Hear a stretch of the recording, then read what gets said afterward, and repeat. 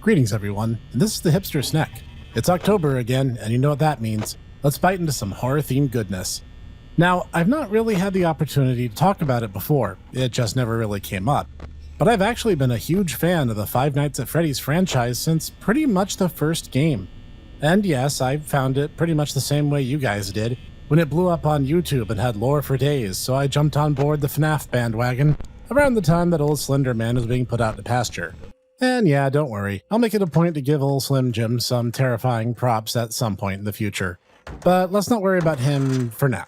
That said, FNAF took the innately terrifying nature of costumed mascots, combined with disproportionately powerful robotic skeletons hidden within, and the inability to run away from our problems to create an atmosphere dense with tension and anticipation.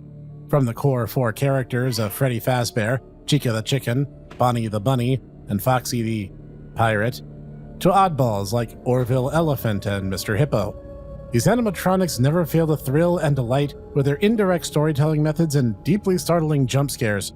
With FNAF's security breach on the not-too-distant horizon, and October being the perfect time for these kinds of games, I wanted to kick off our annual series of reviews by retroactively taking a look over the games that came before and sorting them out in order from my least to most favorite.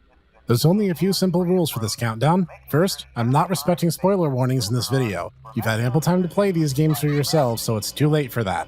Next, no fan games. I could make a top 25 or top 30 just out of those alone. These are the games that are considered the mainline canon FNAF stories, or what passes for canon in FNAF.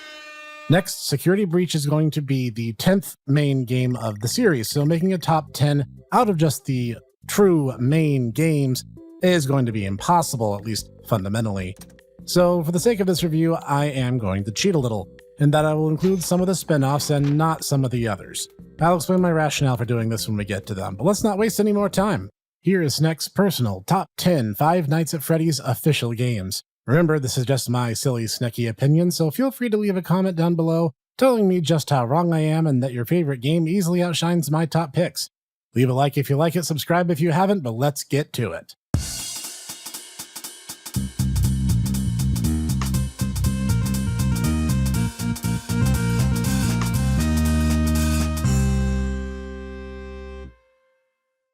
Number 10. Five Nights at Freddy's 3. Okay, I know this might shock some people, but hear me out. I was checking ScottGames.com every single day when it was even remotely hinted that the plot-wise bombshell that was FNAF 2 was getting followed up on pretty much straight away. But the end result, while very important to the story and largely considered the final stroke of the first major arc, the game mechanically left me wanting for more.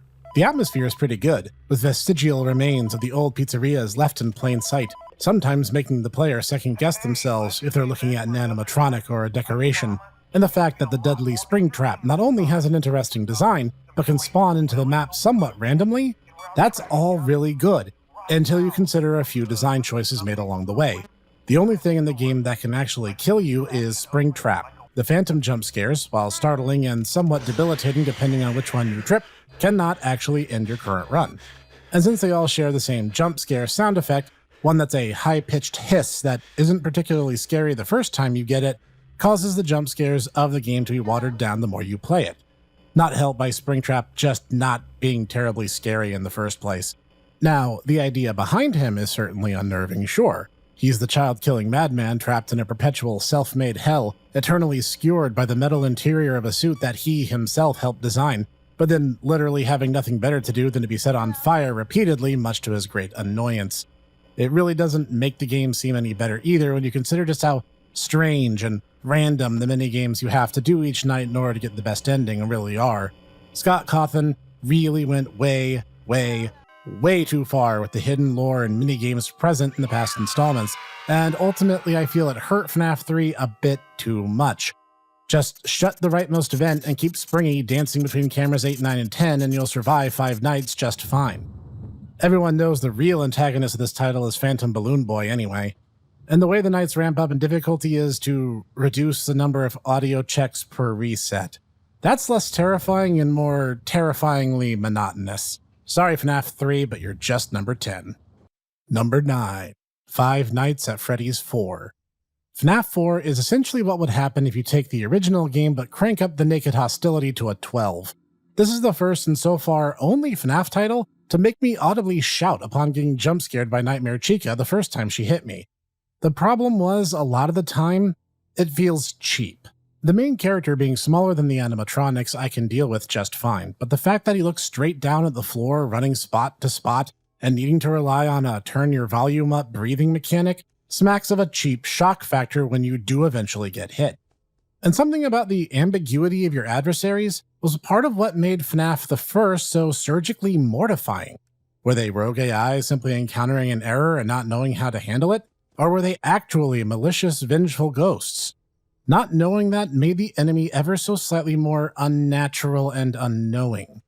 Making them gigantic monsters certainly does make me respect them more, but I'm not sure I was afraid of them, the way the original Uncanny Valley animatronics made me sweat in my seat. The lack of cameras and lights might have dampened it, as the threats, while implied, were rarely visual, just audio cues that you reacted to and hoped for the best. And like many things in FNAF, we were left with more questions and less understanding than we had begun with, as we were teased with answers to the infamous Bite of 87, only to learn that this game had nothing to do with that event at all. It was instead a completely different incident and set of circumstances entirely. And then being teased with a box that we were told to open, and then never got a means to open, though the box in question is commonly referred to as a puppet case, which helped with some of the investigation. It just comes off as a bit of a jerk move, if I'm just being honest. Number 8. Five Nights at Freddy's Special Delivery. Wait, you're placing the mobile AR title over FNAF 3 and 4? I hear some incredulous fans cry. Yes, I am. I actually quit playing this game for a time shortly after its first launch. The now dubbed Home Invasion mode, which was originally the game's default setting, was a little bit too exhausting for me, mentally and to a lesser extent physically. That game now, however, is much better paced, such that I can actually read the lore-laden letters without being constantly harassed by cloaking robots. It now lets you pick your battles, literally, a la Pokemon Go, by selecting them from the map and engaging. The game's, shall we call it, less than amazing remnant system from its early days was retooled considerably with something that actually has meaningful impact on the game. And now, with new animatronics with distinct AI patterns and new ways to harass your friends via custom robots all your own, it's a lot more fun than it used to be, even if it is, at its best, just okay. Download it if you're bored. Number 7. Five Nights at Freddy's Sister Location. Alright, we're getting into the unambiguously good titles where I don't feel a need to asterisk a lot of what I'm saying. Essentially being FNAF 5 by any other name, Sister Location embraces the dark comedy that laced the events of the first couple games in the franchise, and it does so to its credit. The game, lovingly nicknaming the protag Eggs Benedict, just in time to plunge him into mortal terror, is precisely my cup of tea, and using dashes of comedy to keep the player on guard. The fact that instead of repeating the game challenge just with increasing difficulty each in-game night, Sister Location embraces different playstyles for each challenge. One of the first puzzles in the game is simply a tug-of-war, you trying to hide in a safe spot away from encroaching hostiles, followed not long after by you slowly army-crawling your way across a dark room, a singing, dancing animatronic woman whispering veiled threats that she can hear you the whole time. It's all pretty brilliantly designed. My biggest gripe is the Spring Lock Suit event, which even after being patched by Scott for being entirely two-player hostile, is still entirely two-player hostile. And there are probably not enough checkpoints, being that you get things like how if you fail Funtime Freddy's aggressive puzzle mechanic, you're forced to redo Ballora's dance room again, which ends up feeling very, very unfair. Still a solid game with a great deal of plot significance to the series, it's worth picking up. Number 6. FNAF World. Yes, I put FNAF World on the list. It's my list. Don't tell me what to do with it. No, I'm not defensive about this pick at all. Stop asking so many questions. I'm not insecure. You're insecure. Okay, let me unwind for a moment and maybe explain this pick a little bit. I actually picked this up back when it cost $10 and the overworld didn't actually have any useful information on it. Why? Because the novelty of a goofy RPG starring once horrifying animatronic nightmares hellbent for my life turned cute chibi robots is endearing and captivating in its own weird way. The sheer customization factor, every character and their variants up to FNAF 4 being playable, was enough to hook my interest, and the game just got better. Scott, infamous for pushing projects out at a pace that isn't sufficiently described with the term breakneck, claimed that he felt as though FNAF World was truly rushed in a negative sense, refunding everyone who spent money on it, updating the ever-loving graphical fidelity out of it, and then relaunching it again for free. And then did it again with an additional expansion as a freebie when the game wasn't popular enough for his liking. It was a first throwback to the likes of A Desolate Hope since Scott Cawthon started making video games. It felt very lovingly crafted, especially the voiced-over minigames in the secret final leg of the game. I love this game, and if you approach it as a goofy, offbeat, pseudo-RPG it is, you'll probably enjoy it a bit more too.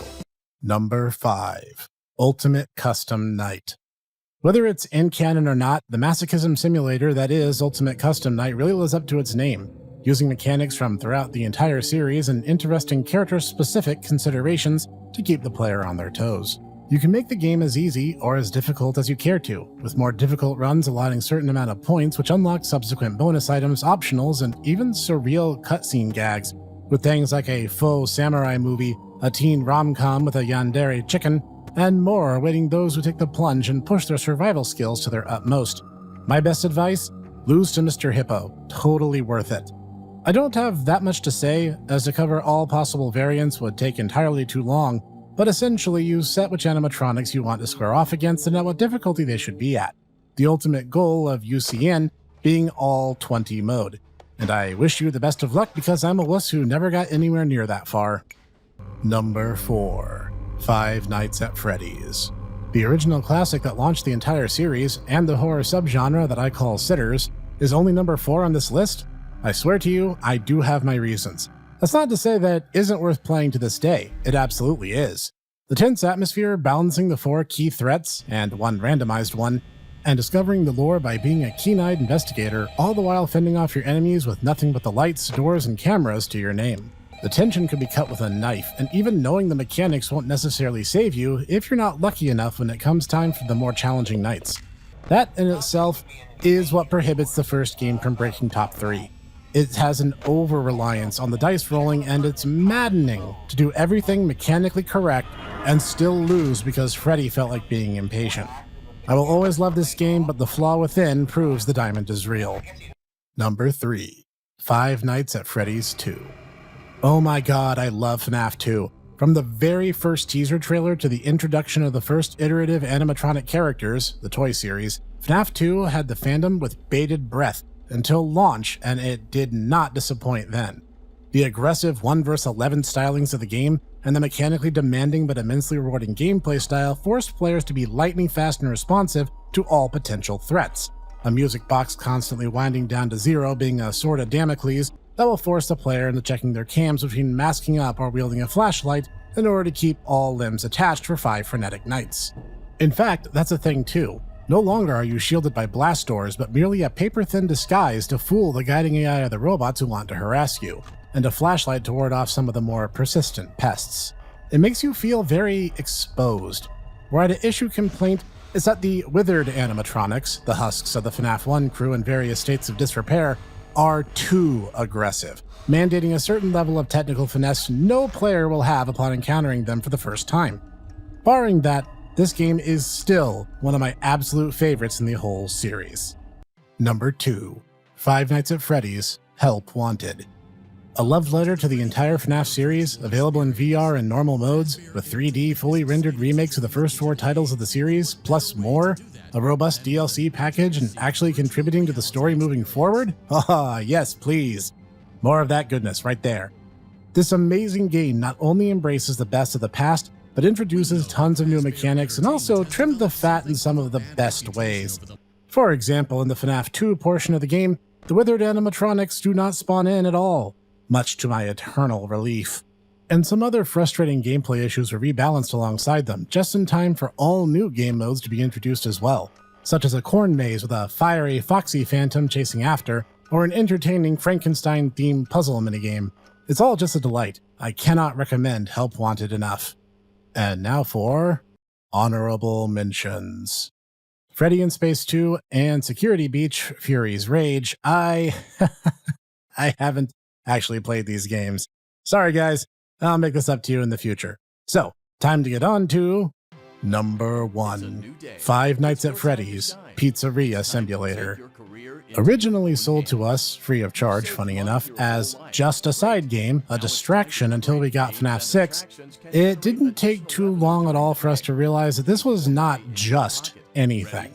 This was FNAF 6, and it combines together some of the most enjoyable genres for me, with daytime hours being set up and operating your own Freddy Fazbear franchise. The things you can stock your own restaurant with are varied and customizable, and you can have your own characters and attractions laced with minigames galore within each.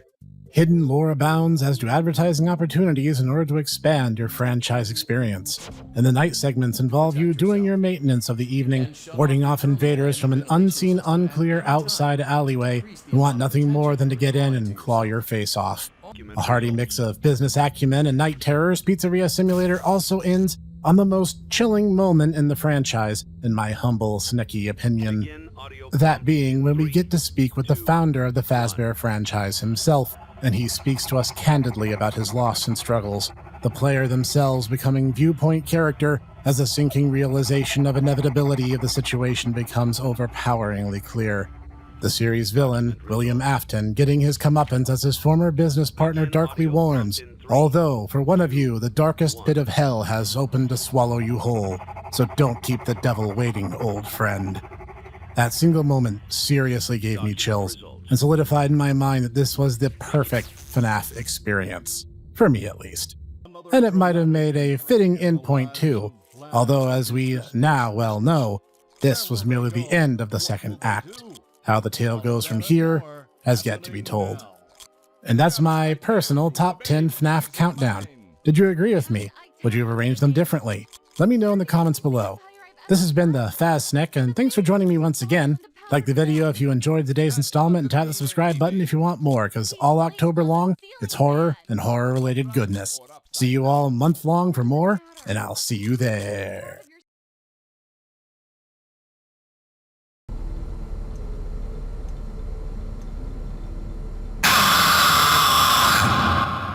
My friend, you have met a terrible, terrible demise. But, I don't feel too bad about it. After all, if it weren't from me, it would have just been from someone else, you know? I guess what I'm trying to say is life goes on. Well, for everyone else, life goes on, not for you. You're dead. But that's neither here nor there. It reminds me of one summer day in the park. I was having just a delightful picnic with my good friend Orville.